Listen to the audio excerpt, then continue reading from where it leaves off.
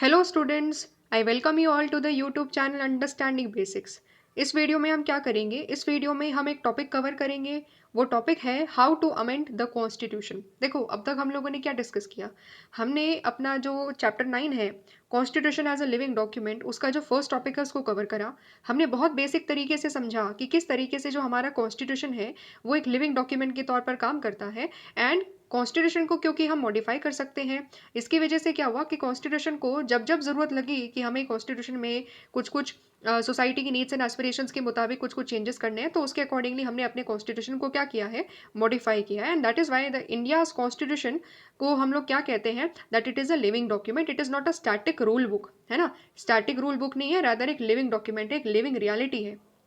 अच्छा, तो अब हम लोग क्या डिस्कस करेंगे? हम लोग जो बार-बार बोल रहे हैं कि कॉन्स्टिट्यूशन को हम अमेंड कर सकते हैं, कॉन्स्टिट्यूशन को हम अपनी नीड्स के अकॉर्डिंगली मॉडिफाई कर सकते हैं। तो हमें ये भी तो समझना पड़ेगा ना कि आखिरकार वो अमेंडमेंट का मतलब क्या है ना? अमेंडमेंट की पावर्स क्या है? पार्लियामेंट के पास अमेंडमेंट की पावर कौन-सा आर्टिकल देता है ना? तो ये सारी चीज़ें बेसिकली हम अंडरस्टैंड करेंगे इस टॉपिक में। एंड साथ ही साथ में हम लोग यहाँ पर टाइप्स ऑफ अमेंडमेंट्स को भी पढ़ेंगे कि हमारा कॉन्स्टिट्यूशन कितने अलग-अलग प्रकार से हमारा जो कॉन्स्टिट्यूशन है उसको अमेंड किया जा सकता है बाय द इंडियन पार्लियामेंट। ठीक है, समझ रहे हो? तो ये बेसिक जानकारी है। तो आर्टिकल 368 क्या बोलता है? आर्टिकल 368 बेसिकली पावर देता है पार्लियामेंट को, इंडिया की पार्लियामेंट को, कि वो क्या कर सकती है, वो इंडिया के कॉन्स्टिट्यूशन में जो कोई भी प्रोविजन है उसको क्या किया जा सकता है, उसको चेंज कर सकती है। ठीक है। पार्लियामेंट में in exercise of its constituent power, देखो, पार्लियामेंट के पास जो पावर है ना कॉन्स्टिट्यूशन को चेंज करने की, उसको क्या बोला जाता है? उसकी टर्मिनोलॉजी होती है constituent power. So what is the constituent power of the Indian parliament? The constituent power of the Indian parliament is to amend the constitution. ठीक है, वो है कॉन्स्टिट्यूशन में अमेंडमेंट करना। सो रीड करते हैं, पार्लियामेंट में in exercise of its constituent power amend by way of addition, variation और repeal any provision of this constitution in accordance with the procedure laid down in the article. So article 368 में पूरा procedure let down है कि किस procedure से constitution में क्या किया जा सकता है। कॉन्स्टिट्यूशन में कुछ एडिशन किया जा सकता है ना। कॉन्स्टिट्यूशन में कुछ वेरिएशन किया जा सकता है। ठीक है। और साथ ही साथ में कॉन्स्टिट्यूशन से कुछ रिपील किया जा सकता है, यानी कि कॉन्स्टिट्यूशन में कुछ हटाया जा सकता है। तो क्या हुआ? एडिशन हो गया, वेरिएशन हो गया, साथ ही साथ में एक तरीके से रिपील हो गया। तो ये सारी चीज़ें क्या है? ये सारी चीज़ें, ये सारे अलग अलग तरीके हैं जिसके ज़रिए इंडियन पार्लियामेंट के पास ये पावर है कि वो क्या कर सकती है, वो हमारे कॉन्स्टिट्यूशन को चेंज कर सकती है। And that is the power जो कि गिवन किसके द्वारा करी गई है? That is the power of the that is what is called constituent power, and this is given by article 368 of the Indian constitution. अच्छा, तो यहाँ पर हम लोगों ने क्या डिस्कस किया? आर्टिकल 368 को थोड़ा थोड़ा डिस्कस किया। अब हम यहाँ पर समझेंगे कि आखिरकार जो हमारा कॉन्स्टिट्यूशन है, वैसे तो हमने बेसिकली ये चीज़ अंडरस्टैंड कर ली है जो अभी हम इस पर्टिकुलर पैराग्राफ में अंडरस्टैंड करेंगे, लेकिन फिर भी यहाँ पर हम लोग समझेंगे कि फ्लेक्सिबिलिटी और रिजिडिटी, इन दोनों चीज़ों के बीच में कैसे हमारे इंडियन कॉन्स्टिट्यूशन मेकर्स ने क्या करा, एक बैलेंस बना करके रखा। ठीक है। और हम लोग ये भी जानेंगे कि कैसे जो कॉन्स्टिट्यूएंट पावर है ना, ठीक है, अभी देखो हम लोगों ने क्या अंडरस्टैंड करा कि पार्लियामेंट के पास ये पावर है कि वो हमारी कॉन्स्टिट्यूशन को चेंज कर सकती है। ठीक है। इसका मतलब क्या है कि क्या स्टेट लेजिस्लेटिव असेंबलीज के पास ये पावर है कि वो कॉन्स्टिट्यूशन में अमेंडमेंट कर सकती है? बिल्कुल भी नहीं है। किसके पास है पावर है? Only and only parliament has that power under article 368 कि वो कॉन्स्टिट्यूशन को चेंज कर सकती है। अब देखो, इसको एनालाइज करो, ये क्या रिफ्लेक्ट कर रहा है? ये भी रिफ्लेक्ट कर रहा है कि India is called union of state, and India में क्या है, जो हमारी यूनिटरी गवर्नमेंट है, जो हमारी सेंट्रल गवर्नमेंट है, वो क्या है, ज़्यादा मजबूत है, क्योंकि इंडिया की पार्लियामेंट ही केवल इंडिया के कॉन्स्टिट्यूशन को चेंज कर सकती है। स्टेट लेजिस्लेटिव असेंबलीज नहीं चेंज कर सकती, यानी स्टेट नहीं चेंज कर सकते हैं अपने आप, केवल और केवल कौन करेगी? पार्लियामेंट करेगी। ठीक है। तो यहाँ पर भी वो सेम टू सेम चीज़ रिफ्लेक्ट होती है। ठीक है, इतनी बात समझ में आ गई? तो अब हम लोग क्या डिस्कस करेंगे? हम लोग कॉन्स्टिट्यूशन के मेकर्स को समझेंगे, उनकी आइडिया को समझेंगे। We have already seen that the makers of our constitution wanted to strike a balance. हमारे कॉन्स्टिट्यूशन मेकर बैलेंस लेकर चलना चाहते थे। ठीक है। क्यों? क्योंकि कॉन्स्टिट्यूशन को अमेंड करना पड़ेगा, जब भी जरूरत होगी। उनको पता था कि कॉन्स्टिट्यूशन में चेंजेस तो करने ही पड़ेंगे, लेकिन साथ साथ में it must be protected from unnecessary and frequent changes. उनको ये भी पता था कि अगर अमेंडमेंट करना बहुत आसान हम कर देंगे, तो फिर अमेंडमेंट करना तो एक खेल हो जाएगा, है ना। जो जिसकी मर्जी होगी वैसा अमेंडमेंट करेगा, है ना। तो कॉन्स्टिट्यूशन का जो बेसिक फिलोसफी है वो क्या हो जाएगी? वो भी पूरी चेंज हो जाएगी, पूरा बेस ही चेंज हो जाएगा। तो यहाँ पर इसीलिए कॉन्स्टिट्यूशन मेकर्स को ये भी समझ में आता था कि ठीक है, इंपॉर्टेंट है अमेंडमेंट करना, लेकिन कॉन्स्टिट्यूशन को अननेसेसरी और जो फ्रीक्वेंट चेंजेस हो रहे हैं ना, उससे क्या करना पड़ेगा? उससे बचाना भी पड़ेगा। Okay, so in other words they wanted the constitution to be flexible at the same time rigid, यानी कि वो कॉन्स्टिट्यूशन को क्या चाह रहे थे, कॉन्स्टिट्यूशन को वो फ्लेक्सिबिलिटी एंड रिजिडिटी दोनों के बीच में एक बैलेंस बना करके चलना चाह रहे थे। वो चाह रहे थे कि कॉन्स्टिट्यूशन फ्लेक्सिबल भी हो ताकि कॉन्स्टिट्यूशन में चेंजेस भी करे जा सके जब ज़रूरत लगे, लेकिन साथ साथ में कॉन्स्टिट्यूशन में ऐसा ना हो कि कॉन्स्टिट्यूशन में अननेसेसरीली एकदम एक तरीके से जो है अननेसेसरी चेंजेस भी करे जा रहे हैं और एक तरीके से कॉन्स्टिट्यूशन की जो बेसिक सोल है उसको ही डिस्ट्रॉय कर दिया जाए। तो इसीलिए क्या करना पड़ेगा, इसीलिए कुछ चीज़ें को चेंज करना बहुत ज़्यादा मुश्किल भी बनाना पड़ेगा, that is what is rigidity, कि चीज़ों को चेंज करना, कुछ चीज़ें ऐसी रखेंगे हम जो चेंज करना बहुत आसान नहीं होगा, बहुत मुश्किल होगा। ठीक है, तो फ्लेक्सिबिलिटी का मतलब यहाँ पर क्या है, तो हम लोग क्या कह रहे हैं, फ्लेक्सिबिलिटी एंड रिजिडिटी के बीच में बैलेंस करना यहाँ पर एक तरीके से इंडियन कॉन्स्टिट्यूशन मेकर्स चाहते थे। फ्लेक्सिबिलिटी का मतलब है दैट समथिंग जो चेंजेस कर सकता है, जिसमें चेंज करे जा सकते हैं, एंड रिजिड का मतलब क्या होता है, which is resistant to change, जिसमें चेंज करना या तो मुश्किल ही हो, मतलब नामुमकिन हो, या फिर चेंज करना बहुत ज़्यादा क्या हो, मुश्किल हो। So constitution can be very easily change और मॉडिफाइड, इज कॉल्ड फ्लेक्सिबल। ठीक है, एक ऐसा कॉन्स्टिट्यूशन जो बहुत आसानी से चेंज किया जा सकता है या मॉडिफाई किया जा सकता है उसको हम लोग क्या बोलेंगे, फ्लेक्सिबल बोलेंगे। जैसे ब्रिटेन का जो कॉन्स्टिट्यूशन है उसको बहुत आसानी से चेंज किया जा सकता है। ठीक है, समझ रहे हो, तो वहाँ पर क्या है, वहाँ पर एक रिटर्न कॉन्स्टिट्यूशन नहीं है ब्रिटेन का। ठीक है, वहाँ पर अलग अलग डॉक्यूमेंट्स को, अलग अलग चार्टर्स, अलग अलग एक्ट से मिला करके ब्रिटेन का कॉन्स्टिट्यूशन बना है। ठीक है, इंडिया के कॉन्स्टिट्यूशन की जैसी कोई किताब नहीं है वहाँ पर, वहाँ पर एक अनरिटन डॉक्यूमेंट है, एक अनरिटन कॉन्स्टिट्यूशन है, इसलिए वहाँ पर क्या है, चेंज करना कंपैरेटिवली वहाँ की पार्लियामेंट के लिए बहुत आसान है। ठीक है, तो जो बहुत आसानी से चेंज किया जा सके वो क्या है, उस कॉन्स्टिट्यूशन को फ्लेक्सिबल कहते हैं। ठीक है, एंड दूसरे कॉन्स्टिट्यूशन में, in the case of constitution which are very difficult to amend, they are called rigid. ठीक है, जिसको अमेंड करना क्या हो, जिसको अमेंड करना बहुत मुश्किल हो, उसको हम लोग क्या बोलेंगे, रिजिड बोलेंगे। सो हमारे कॉन्स्टिट्यूशन, जो इंडिया का कॉन्स्टिट्यूशन है वो क्या है, it is based upon the balance, it is based upon the balance between the rigidity and flexibility. इसका मतलब क्या है, इसका मतलब हमारे यहाँ पर एक सिंथेसिस है। ठीक है, हमारे यहाँ पर क्या है, एक सिंथेसिस है कि हम, हमारा जो कॉन्स्टिट्यूशन है ना, उसके कुछ फीचर्स इतने ज़्यादा मुश्किल है चेंज करने कि बहुत एक तरीके से कॉम्प्लेक्स प्रोसीजर है एंड अलग अलग चीज़ों की ज़रूरत पड़ती है। तो बहुत सारे प्रोसीजर्स, बहुत सारे हमारे इंडिया के कॉन्स्टिट्यूशन के जो पार्ट है वो बहुत रिजिड है, बहुत आसानी से चेंज नहीं किए जा सकते।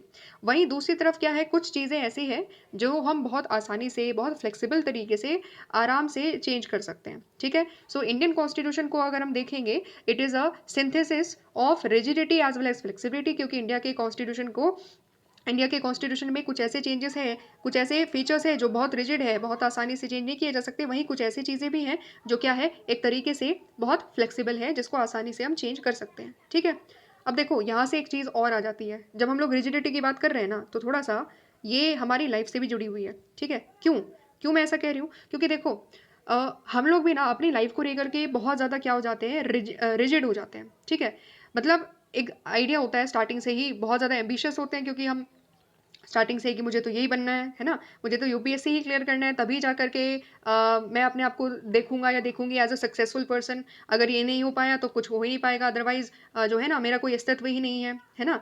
और ये सारी चीज़ें कहीं ना कहीं हम लोग क्या सोचते हैं कि ये पर्टिकुलर गोल अचीव होगा तो ही हम लोग खुश रहेंगे, है ना, ये पर्टिकुलर प्लान मेरे अकॉर्डिंगली चलेगा तो ही जा करके हम लोग क्या रहेंगे, एक सक्सेसफुल पर्सन या एक अच्छी लाइफ जी पाएंगे, है ना। हम लोग क्या सोचते हैं ना, हम लोग अपने आप को लेकर के बहुत ज़्यादा रिजिड हो जाते हैं, एक पूरा एक तरीके से जो है ना लिस्ट बना करके रखते हैं हम लोग कि मेरी लाइफ अगर हैप्पी होगी, अगर मैं कहूँगी कि मेरी लाइफ में अगर हैप्पीनेस है तो ये सारी चीज़ें होनी चाहिए।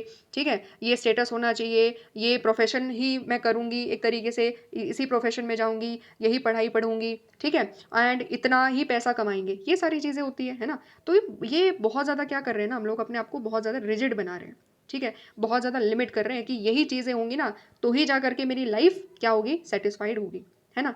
तो हम क्या चाहते हैं, लाइफ मेरे अकॉर्डिंग नहीं चले, है ना। लाइफ क्या चाहते हैं कि जैसा हमने सोच रखा है ना, जैसा हमारा प्लान है ऐसा ऐसा होगा, इतने साल में ये चीज़ होंगी, इस साल में इस तरीके से, 3 साल में ग्रेजुएशन, फिर उसके बाद पोस्ट ग्रेजुएशन, फिर उसके बाद ये एग्ज़ाम क्लियर करेंगे, फिर उसके बाद ऐसे करेंगे, उसके बाद ये सारी चीज़ें होंगी, बहुत लाइफ सेटल्ड हो जाएगी, है ना। ऐसा प्लान सोचते हैं कि नहीं सोचते हैं, देखो सोचना भी चाहिए, नो डाउट अबाउट दैट, सोचना चाहिए, लेकिन रिजिड नहीं होना चाहिए। ठीक है, रिजिड नहीं बनना, एकदम पकड़ के नहीं बैठ जाना कि यही होगा तो ही एक तरीके से क्या होंगे, खुश होंगे, अदरवाइज खुश ही नहीं होंगे, है ना। अदरवाइज अपने आप के ऊपर क्वेश्चन करने लगेंगे कि हम लोग क्या वाकई में हम एक तरीके से हार्ड वर्किंग इंडिविजुअल भी है ना? हम अपने आप के ऊपर क्वेश्चन करने लगे, सेल्फ डाउट आने लगता है जब चीज़ें अकॉर्डिंगली हमारे अकॉर्डिंगली नहीं चलती, ठीक है? तो दैट इज़ वाई यहाँ से जो हमें लाइफ लेसन लेना है ना, कि हमें बहुत ज़्यादा चीज़ों के बारे में रिजिड नहीं होना। प्लान बनाएंगे, काम करेंगे, पूरी मेहनत करेंगे, बट अगर लगता है कि सिचुएशन कुछ और देना चाहती है, तो उसके अकॉर्डिंगली हम फ्लेक्सिबल रहेंगे और उसको भी अडॉप्ट करेंगे, है ना? तो इस तरीके से कहीं ना कहीं हमें क्या करना है, हमें लाइफ में फ्लेक्सिबिलिटी बहुत ज़्यादा चाहिए, ठीक है? हमें लाइफ में क्या है, वैसे अगर हम चाहे भी ना, तो धीरे धीरे लाइफ सिखा देती है। जब लाइफ बार बार हमें एक तरीके से अनचाही चीज़ें देती है ना, तो थोड़ा थोड़ा हम अपनी अप्रोच को रिजिडिटी से फ्लेक्सिबिलिटी की तरफ लेकर चलते हैं कि यार चलो ठीक है, जो मिल रहा है उसमें काम चलाएंगे, उसमें मेहनत करेंगे, ठीक है? जहाँ पर काम बन रहा है वहाँ पर काम करेंगे, ठीक है? समझ रहे हो? तो ये थोड़ा सा एक बेसिक अंडरस्टैंडिंग है कि देखो प्लान बनाओ, ठीक है? बट उसको बहुत ज़्यादा पकड़ करके मत बैठ जाओ, बहुत ज़्यादा रिजिड मत हो, अपने आप को ऐसा मत बोलो कि हम तो चेंज ही नहीं होंगे बिल्कुल भी, ठीक है? हम तो ऐसा ही चाहेंगे, तो यही मिलना चाहिए, तभी जा करके खुश होंगे, ठीक है? कुछ चीज़ें, नई चीज़ें भी ट्राई करनी है, फ्लेक्सिबिलिटी भी रखना है, खुद को और जानना है, ठीक है? खुद को और इवॉल्व करना है। तो इसीलिए लाइफ में भी क्या चाहिए ना, लाइफ में भी फ्लेक्सिबिलिटी बहुत ज़्यादा ज़रूरी हो जाती है, ठीक है? समझ में आ गया? चलो आप लाइफ लेसन से बाहर आते हैं और किताब की तरफ बढ़ते हैं कि किताब में क्या दिया हुआ है, ठीक है? तो हम लोगों ने यहाँ तक समझ लिया, रिजिडिटी, फ्लेक्सिबिलिटी दोनों के बीच में बैलेंस ज़रूरी है। इंडिया का जो कॉन्स्टिट्यूशन है वो भी इन दोनों को साथ में लेकर के चल रहा है। अच्छा, तो हमारे जो कॉन्स्टिट्यूशन मेकर्स थे उनको ये पता था, they were aware of this fact that some faults और मिस्टेक्स इन द कॉन्स्टिट्यूशन हो सकती है ना? उनको पता था कि हमारा जो कॉन्स्टिट्यूशन है ऐसा तो नहीं है कि हम बहुत ज़्यादा परफेक्ट कॉन्स्टिट्यूशन बना देंगे, क्योंकि देखो जो जिसका दिमाग जो है ना, मतलब जो विजडम वाला व्यक्ति होता है ना, जिसका एक ब्रॉड माइंडसेट होता है ना, उसको पता है कि देखो गलतियाँ तो होंगी, है ना? ह्यूमन है तो गलतियाँ तो करेंगे। तो इसीलिए वो एक्सेप्टेंस इस पर्टिकुलर चीज़ को लेकर के चलते हैं कि ठीक है, मुझसे गलतियाँ होंगी तो सुधार कर लिया जाएगा, है ना? तो हमें इस चीज़ से भी लेसन लेना है कि देखो अगर हम अभी गलतियाँ कर रहे हैं ना, तो हमें बहुत ज़्यादा अपने आप को क्वेश्चन नहीं करना या बहुत ज़्यादा उदास नहीं होना है कि मुझसे तो गलतियाँ ही होती रहती हैं। नहीं, गलतियाँ होती है, दैट इज़ ह्यूमन, ठीक है? आप नहीं करोगे गलतियाँ तो क्या देवता लोग करेंगे क्या गलतियाँ? अरे भाई आप मानव हो, यू आर ह्यूमन एंड आप एक तरीके से गलतियाँ कर करके ही सीखोगे, है ना? तो ये चीज़ हमारे कॉन्स्टिट्यूशन मेकर्स को भी पता थी कि ऐसा नहीं है कि वो भले ही वो बहुत ज़्यादा नॉलेजेबल इंडिविजुअल्स हो, सारे के सारे लोग हो, लेकिन उनको पता था कि जो कॉन्स्टिट्यूशन बनाएंगे ना, उसमें कुछ ना कुछ फॉल्ट्स या मिस्टेक आने वाले टाइम में निकल सकती है। छोटी निकले बड़ी निकले वो बात अलग होगी, लेकिन गलतियां ज़रूर होंगी। So they knew that the constitution could not be totally free of errors, ठीक है? फ्री ऑफ एरर्स नहीं हो सकता। तो जब ऐसी एरर्स, ऐसी मिस्टेक सामने आएंगी, तो उनको पता था, they wanted that the constitution to be easily amended and to be able to get rid of these mistake. वो चाहते थे कि क्योंकि हमें पता है कि गलतियां निकलेगी, ठीक है, गलतियां सामने आएंगी, जब गलतियां सामने आएंगी तो जो उस टाइम पर जो गवर्नमेंट होगी उसके पास कम से कम इतनी पावर होनी चाहिए कि वो क्या कर सके, उन गलतियों को हटाने के लिए कॉन्स्टिट्यूशन में क्या कर सके, अमेंडमेंट कर सके, ठीक है? जैसे आप खुद देखोगे, आपने अब तक जो चीज़ें पढ़ी हैं, आपने फंडामेंटल राइट पढ़ा, ठीक है? जिसमें हमने क्या पढ़ा, राइट टू प्रॉपर्टी, ठीक है? Right to property and DPSP दोनों के बीच में क्या हो रहा था, एक टसल हो रहा था कि राइट टू प्रॉपर्टी मतलब डीपीएसपी को इम्प्लीमेंट करने के लिए इक्विटेबल डिस्ट्रीब्यूशन ऑफ वेल्थ, जो कि वन ऑफ द डायरेक्टिव है, ठीक है, उसको इंप्लीमेंट करने की वजह से राइट टू प्रॉपर्टी कहीं ना कहीं क्या हो रहा था, अफेक्ट हो रहा था, ठीक है? तो ये गलती नहीं कही जा सकती, बट ये क्या हुई, प्रॉब्लम तो आई ना, प्रॉब्लम आई ना। तो प्रॉब्लम की वजह से क्या करना पड़ा, अमेंडमेंट करना पड़ा कि नहीं करना पड़ा, राइट टू प्रॉपर्टी को फंडामेंटल राइट से हटाना पड़ा कि नहीं हटाना पड़ा, समझ रहे हो? तो ये चीज़ें उनको पहले से ही पता थी, इसीलिए क्या किया गया, इसीलिए हमारे कॉन्स्टिट्यूशन मेकर ने आर्टिकल 368 कॉन्स्टिट्यूशन में ऐड किया कि देखो भाई हमें पता है गलतियां होंगी, तो तुम एक काम करना, जब भी गलतियां लगे और जब भी लगे कि कुछ प्रॉब्लम आ रही है ना, कॉन्स्टिट्यूशन के अलग अलग प्रोविजन में एक टसल हो रहा है, दोनों कॉन्ट्रडिक्टरी हो रहे हैं, तो उसको सॉल्व कर लेना उस सिचुएशन के अकॉर्डिंगली अंडर आर्टिकल 368, ठीक है? तो ये चीज़ें हम लोग यहाँ पर समझ रहे हैं। But at the same time constitution was framing a federal polity and therefore the rights and the powers of the states could not B change without the consent of the state, ठीक है? जो simple simple सी mistake है उसको आराम से change कर लेना, ये पहली चीज़ कॉन्स्टिट्यूशन मेकर्स ने बता दी कि ये बहुत फ्लेक्सिबल होगा, ये जो छोटी छोटी जो गलतियां हैं ना उसको आराम से सिंपल तरीके से चेंज करी जाएगी।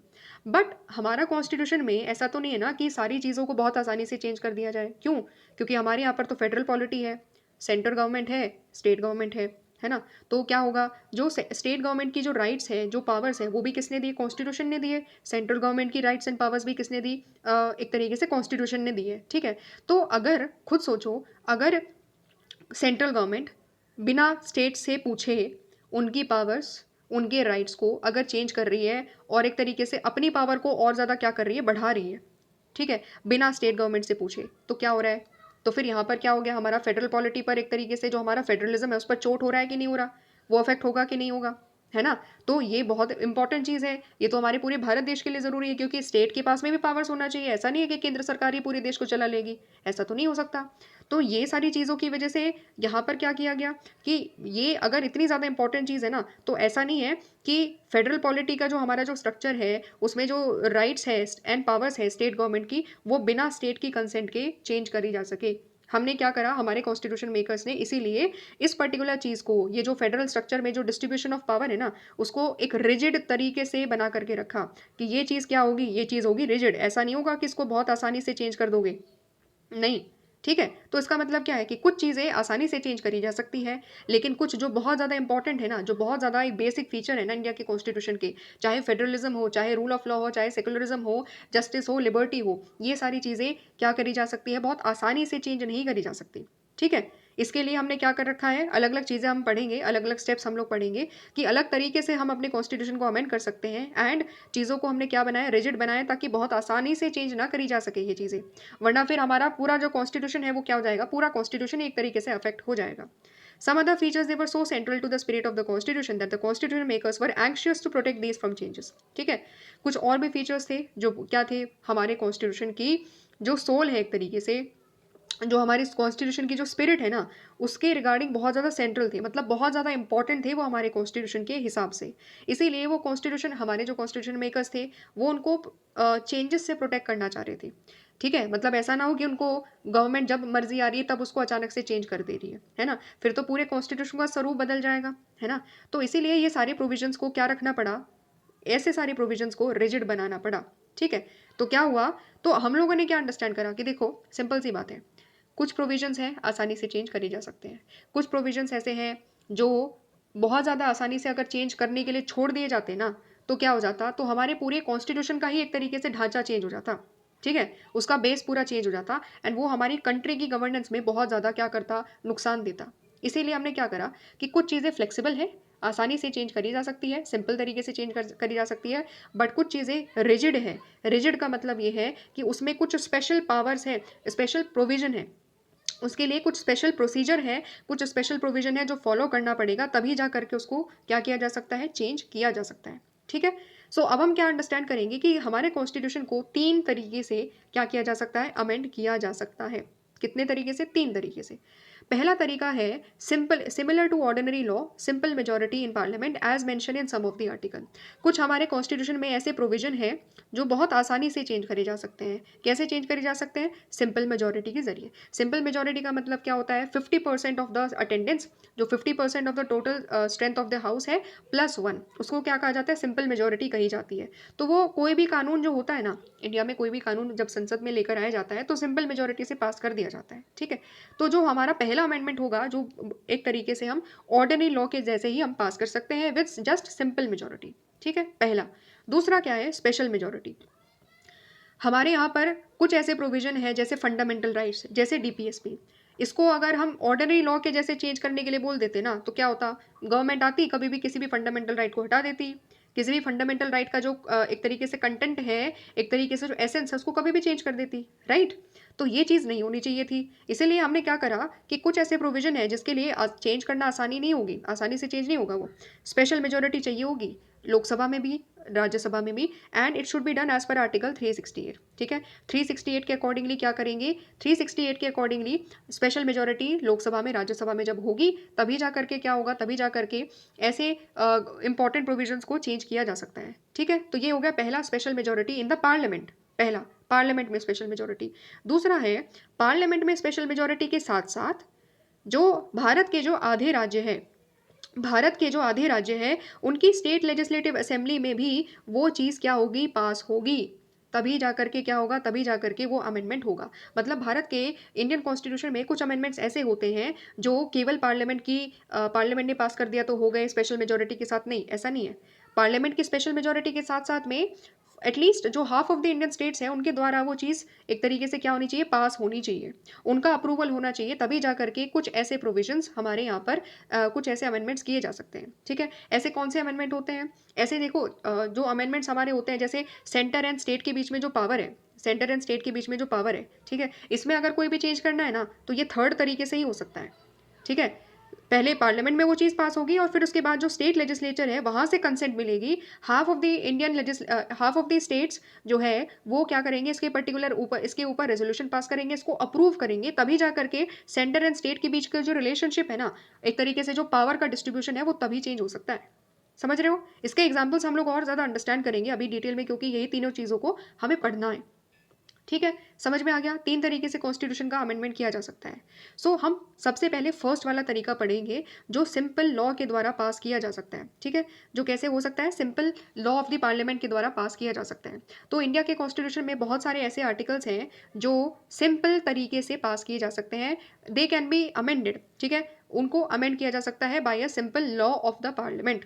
कोई भी स्पेशल प्रोसीजर की उनके लिए जरूरत नहीं है। So no special procedure for amendment is required in such cases and there is no difference at all between an amendment and an ordinary law. ठीक है, ये कोई डिफरेंस नहीं है अमेंडमेंट में, ऑर्डिनरी लॉ में कोई डिफरेंस नहीं है। क्यों डिफरेंस नहीं है? क्योंकि बेसिकली ना इनको, इन अमेंडमेंट्स को जो एकदम सिंपल तरीके से हो सकते हैं उनको हम लोग जनरली अमेंडमेंट कंसिडर करते ही नहीं है। उनको हम लोग क्या मानते हैं, उनको हम लोग एकदम सिंपल तरीके से मानते हैं कि ऑर्डिनरी लॉ के अकॉर्डिंगली ही वो एक तरीके से चीज़ें हो गई। इसका मतलब क्या है, देखो सिंपल सा इसका मतलब ये है कि हमारे यहाँ पर कुछ ऐसे प्रोविजन है, जैसे कि लेजिस्लेटिव काउंसिल बनाना है। ठीक है, सपोज अगर कौन सा राज्य है जहाँ पर लेजिस्लेटिव काउंसिल नहीं है, केरला है सपोज। ठीक है, तो केरला में लेजिस्लेटिव असेंबली तो है, केरला में लेजिस्लेटिव असेंबली तो है, लेकिन वहाँ पर लेजिस्लेटिव काउंसिल नहीं है। तो केरला क्या चाह रही है, केरला चाह रही है कि इंडियन पार्लियामेंट, क्योंकि इंडियन पार्लियामेंट के पास ही पावर है कि वो लेजिस्लेटिव काउंसिल के लिए क्या करना पड़ेगा, लेजिस्लेटिव काउंसिल के लिए एक अमेंडमेंट पास करना पड़ेगा इंडिया के कॉन्स्टिट्यूशन में। ठीक है, तो केरला गई पार्लियामेंट के पास, मतलब केरला की गवर्नमेंट ने अप्रोच करा राज्यसभा लोकसभा को, एंड फिर इंडियन पार्लियामेंट ने क्या किया, अमेंडमेंट पास किया। और वो अमेंडमेंट कैसे पास होता है, सिंपल लॉ के द्वारा। सिंपल लॉ का मतलब है 50% of the majority plus one. ठीक है, तो 50% प्लस वन जब वोट हो जाएंगे, 50% प्लस वन वोट मिल जाएगी उस पर्टिकुलर एक तरीके से कानून को, उस पर्टिकुलर अमेंडमेंट को, तो वो पास हो जाता है। ठीक है, तो बहुत आसानी से, मतलब देखो 50% लेकर के आना, 50% प्लस वन लेकर आना आसान है। ठीक है, इसीलिए क्या है, ये सारे ऐसे तरीके हैं, ये सारे ऐसे एरियाज हैं, ऐसे आर्टिकल्स हैं जिनको आसानी से क्या किया जा सकता है, लेकर आया जा सकता है एंड चेंज किया जा सकता है। तो लेजिस्लेटिव काउंसिल का क्रिएशन भी क्या है, बहुत सिंपल तरीके से हो सकता है, सिंपल मेजोरिटी के साथ हो सकता है। दैट इज़ वाई आसानी से कोई भी अगर स्टेट चाहता है कि वहाँ पर लेजिस्लेटिव असेंबली क्रिएट हो, जिसके पास नहीं है लेजिस्लेटिव असेंबली, तो वो अप्रोच कर सकता है पार्लियामेंट को। ठीक है, so these parts are very very flexible, इसीलिए उनको क्या बोला जा रहा है ना, फ्लेक्सिबल बोला जा रहा है। क्यों फ्लेक्सिबल बोला जा रहा है? क्योंकि प्रोसीजर बहुत आसान है, कोई स्पेशल मेजोरिटी नहीं चाहिए। स्पेशल मेजोरिटी काफ़ी मुश्किल होती है लेकर आनी, उसको हम डिटेल में डिस्कस करेंगे।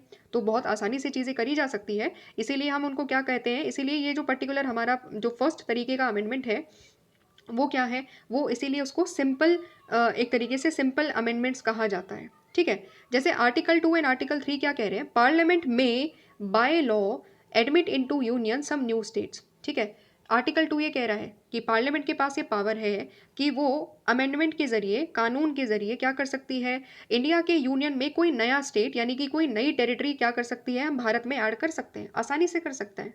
कोई इसके लिए कोई स्पेशल मेजोरिटी की ज़रूरत नहीं पड़ेगी, कोई इसके लिए पूरे half of the Indian state से परमिशन लेने की ज़रूरत नहीं है, उनकी अप्रूवल की ज़रूरत नहीं है, नहीं। It is done by the first type of amendment, जो कि है सिंपल तरीके से, यानी केवल 50% ऑफ द वोट अगर पार्लियामेंट में आ जाएगी ना इस पर्टिकुलर चीज़ के ऊपर, तो वो क्या हो जाएगा, पास हो जाएगा।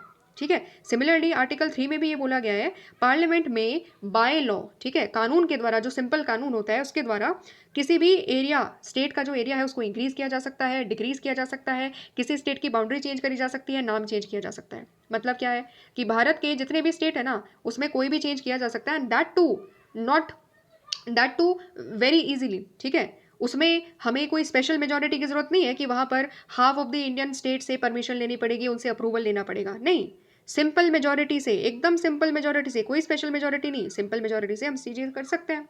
ठीक है, समझ रहे हो? तो ये क्या है, ये एक एग्जाम्पल्स है, कुछ सर्टेन एग्जाम्पल्स हैं कि क्या क्या चीज़ें हम बहुत आसानी से भी कर सकते हैं। ऐसा नहीं है कि अमेंडमेंट करना है कॉन्स्टिट्यूशन में तो सारी ही अमेंडमेंट्स करना बहुत मुश्किल है चीज़ें, लेकिन कुछ चीज़ें सिंपल भी है जो सिंपल लॉ के जैसे सिंपल मेजोरिटी के साथ क्या हो सकती है, हम उसके अकॉर्डिंगली सिंपल मेजोरिटी के बेसिस पर उसको अमेंड कर सकते हैं। आई होप चीज़ें क्लियर हो गई यहाँ तक, ठीक है।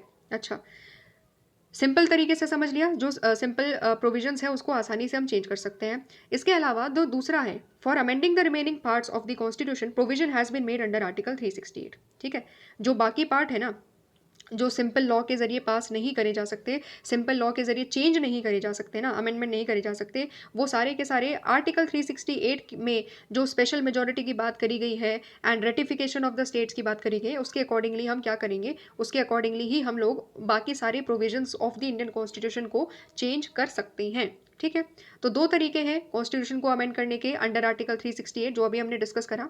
सबसे पहला क्या है, सबसे पहला है special majority of the two houses of the parliament. ठीक है, देखो जो हमारा जो जब हम लोग बात करते हैं फर्स्ट मेथड की, तो वो क्या है कि लोकसभा में भी राज्यसभा में भी दोनों में क्या होगा, दोनों में स्पेशल मेजोरिटी चाहिए होगी। ठीक है, स्पेशल मेजोरिटी क्या चाहिए होगी, स्पेशल मेजोरिटी चाहिए होगी, तभी जा करके क्या होगा, तभी जा करके जो स्पेशल एक तरीके से जो हमारे कुछ अमेंडमेंट्स हैं वो हम कर सकते हैं। ठीक है, कौन से अमेंडमेंट होते हैं, कौन से ऐसे अमेंडमेंट है जिसमें हमें दोनों हाउस में स्पेशल मेजोरिटी चाहिए होती है। तो जैसे मैंने डिस्कस करा था, सपोज फंडामेंटल राइट में हमें कोई चेंज करना है या डीपीएसपी में हमें कोई चेंज करना है, तो these are the kind of amendment जिसमें हमें सबसे पहले, जिसमें हमें क्या चाहिए होगा, हमें इस पर्टिकुलर चीज़ को पार्लियामेंट में पास करवाना होगा और वो भी स्पेशल मेजोरिटी के साथ। ठीक है, तो ये पहला एग्जाम्पल समझ में आ गया, पहला तरीका समझ में आ गया। दूसरा तरीका क्या है, special majority of the parliament, ये तो चाहिए ही चाहिए, साथ ही साथ में और क्या चाहिए, consent of the half of the state legislature, half of the state legislature का कंसेंट चाहिए, यानी कि वहां से भी अप्रूवल होना चाहिए। अच्छा, तो इसका एग्जाम्पल क्या है, कौन कौन से ऐसे अमेंडमेंट्स हैं जो हम इस सेकंड मेथड से कर सकते हैं या जिसमें सेकंड टाइप ऑफ मेजोरिटी चाहिए होती है। तो वो क्या होता है, जैसे सपोज फॉर एग्जांपल, अगर हमें, जैसा मैंने डिस्कस किया कि सेंटर एंड स्टेट के बीच में जो हमारी जो सेवेंथ शेड्यूल है ना, सेवेंथ शेड्यूल में क्या है, सेवेंथ शेड्यूल में सेंटर स्टेट के बीच में क्या है, पावर का डिस्ट्रीब्यूशन हो रहा है। तो उस पावर के डिस्ट्रीब्यूशन में अगर हमें कोई भी अमेंडमेंट करना है तो कब किया जाएगा, जब ये वाली जो मेजोरिटी है, special majority of the parliament and consent of the half of the state legislature, ये होगा। क्यों, क्योंकि देखो फेडरलिज्म है, बिना कंसेंट, स्टेट की कंसेंट के बगैर अगर हम ये चीज़ें करेंगे ना, तो वो चीज़ जस्टिफाइड भी नहीं होगी, स्टेट उस पर्टिकुलर चीज़ से एग्री भी नहीं करेंगे। इसीलिए हमारे कॉन्स्टिट्यूशन ने ये बोला कि कोई भी ऐसी चीज़ जो स्टेट की पावर्स, स्टेट के राइट्स को अफेक्ट करती है, उस पर्टिकुलर चीज़ में स्टेट का अप्रूवल होगा ही होगा।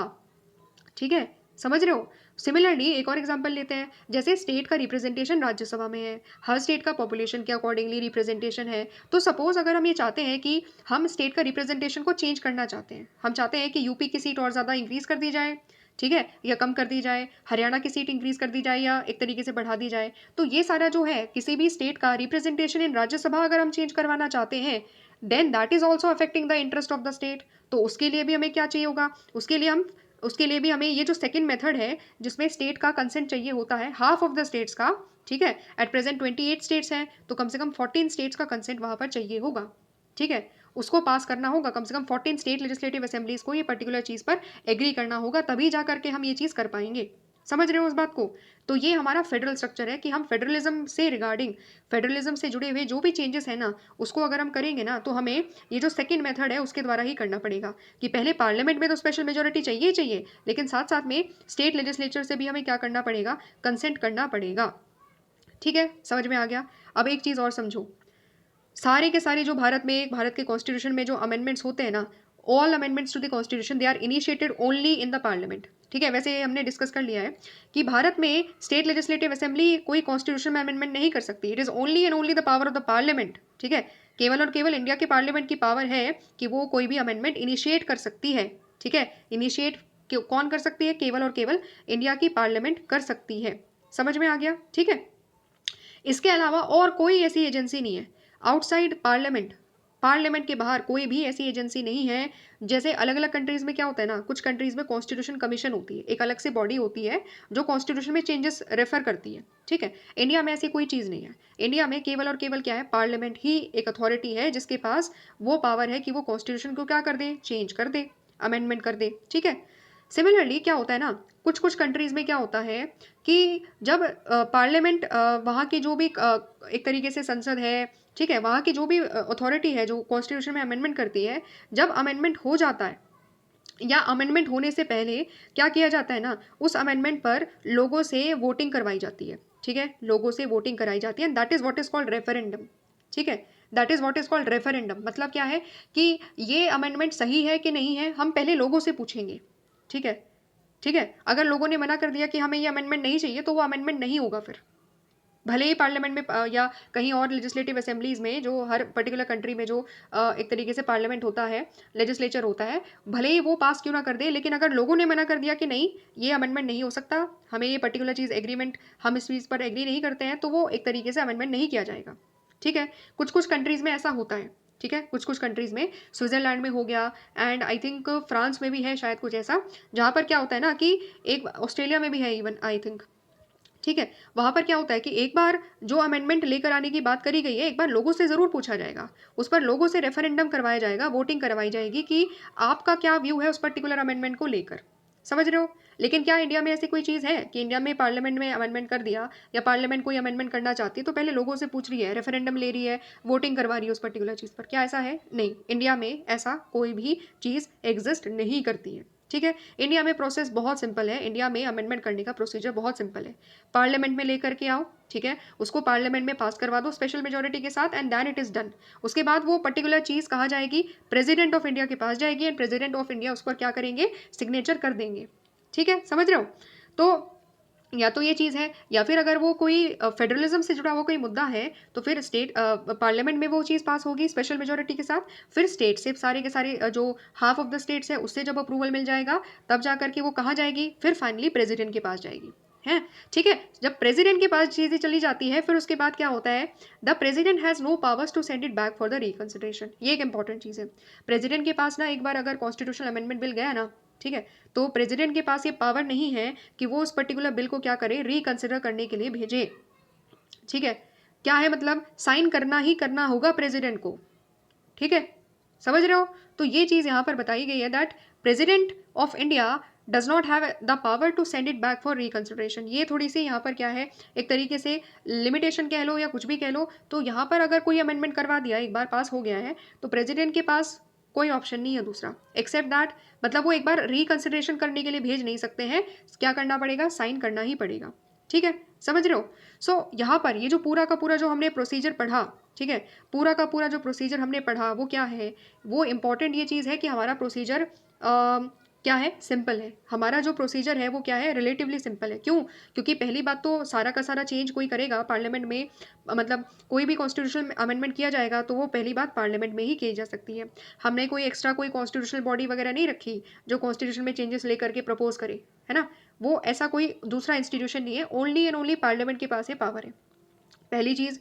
दूसरी चीज़, हमने रेफरेंडम का कोई एक तरीके से जो रेफरेंडम का जो पूरा प्रोसीजर है उसको हमने अडॉप्ट ही नहीं करा, उसको छोड़ दिया बिल्कुल। रेफरेंडम में और ज़्यादा टाइम लगता है ना, तो बहुत ज़्यादा लंबा प्रोसीजर होता, कॉम्प्लेक्स भी प्रोसीजर होता। तो हमने दोनों चीज़ों को क्या किया?